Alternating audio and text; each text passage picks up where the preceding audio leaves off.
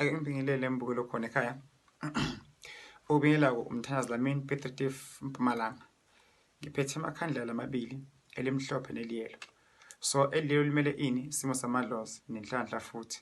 Imhlophe limele ini ithunywa nenhlanhla futhi. So mbukelo khona ekhaya uma unobizo, ubizo lokho kumele ukuthi ulilandele.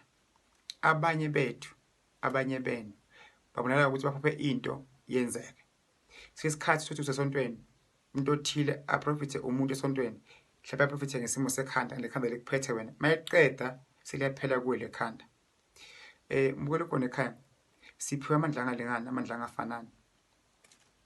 Uma uzongena isithunywa noma ungena abantu abadala, omunye uyagula kanti suke abantu abadala indlela abangena ngayo kuye. Omunye njengami thola umsebenzi uyaphela, thola umsebenzi uyaphela ngaphandle kwenkinga. Uhole ungaboni wenza ini ngemali.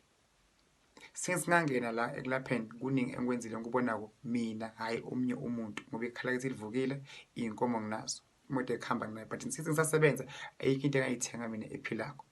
Futhi ngingena kwami ekulapheni angizange ngiphuphe noma ngibonelwe ngumuntu.